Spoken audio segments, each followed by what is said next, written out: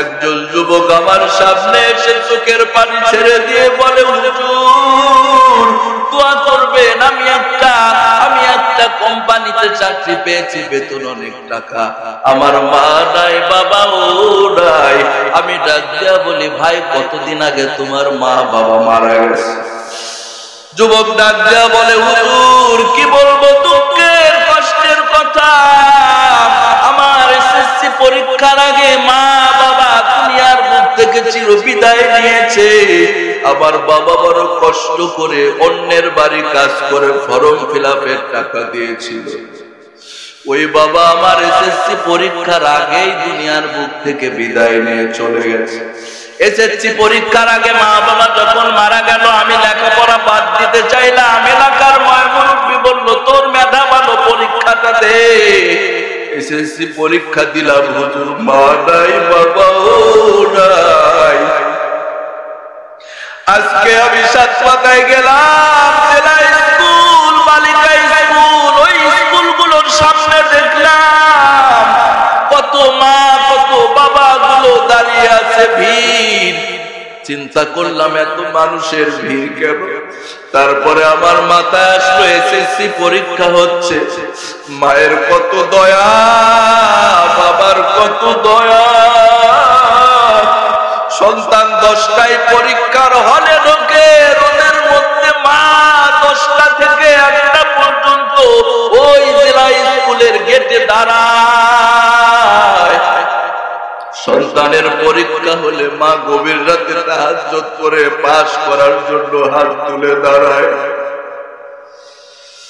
যুবকটা ডাক দেওয়া বলে, হুজুর আমার পরীক্ষার জন্য সবাই বলল পরীক্ষা দাও, মা বাবা নাই তাতে কি হয়েছে, মেধা ভালো, পরীক্ষা দাও, রেজাল্ট ভালো হবে।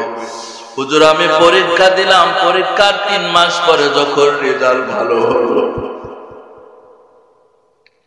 রেজাল্ট যখন বের হয়ে গেল, দেখলাম স্কুলের মধ্যে আমার চেয়ে বেশি কারো নাম্বার নাই।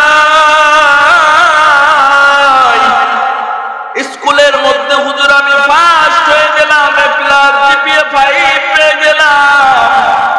সবাই যখন রেজাল্টের খবর শুনলো, সবাই কত খুশি হলো। তখন আমার মনে হয়েছিল, হুজুর যেই বাবা অন্যের বাড়িতে কাজ করে ফর্ম ফিলআপের টাকা দিয়েছিল, ওই বাবা যদি আমার ফার্স্ট হওয়ার খবরটা জানতো, বাবার মতো খুশি বুঝি পৃথিবীর কেউ হয়তো না গো হুজুর। যেই মা ডিম বেচে, মুরগি বেচে আমার টিউশনি ফি, পরীক্ষার ফি দিয়েছিল, যেই মা গভীর রাতে আমার পরীক্ষা পাশের জন্য দোয়া করেছিল, সেই মা যদি আমার রেজাল্ট বের হওয়ার, ফার্স্ট হওয়ার, এ প্লাস পাওয়ার কথা মা শুনতো, মার মতো বেশি খুশি কেউ হতো না।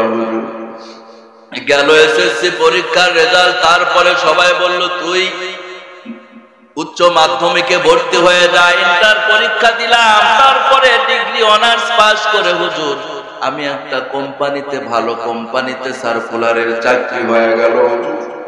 শেষমেশ চাকরি যখন 1 মাস হয়ে গেল, 1 মাস হওয়ার পরে চাকরির বেতনের টাকা অনেকগুলো টাকা। যখন আমি বেতনের টাকাগুলো হাতে পাইলাম, তখন আমার মনে পড়ে গেল একদিন এই টাকার জন্য বাবা মানুষের বাড়ি কাজ করত, একদিন এই টাকার জন্য মা মুরগি ডিম বেচে পরীক্ষার ফি দিয়েছিল গো। সেই মা নাই, সেই বাবা নাই, এই টাকা দিয়ে আমি কি করব? হুজুর যদি মা বেঁচে থাকতো, এই টাকা দিয়ে মাকে কোনো খাবার খাওয়াইতে পারতাম। যদি বাবা বেঁচে থাকতো, বাবা বড় খুশি হইতো গো হুজুর। আমি বলি যুবক, সবারই যেতে হবে, মা গেছে বাবা গেছে, তোমারও যেতে হবে, আমারও যেতে হবে, ধৈর্য ধরো। এজন্য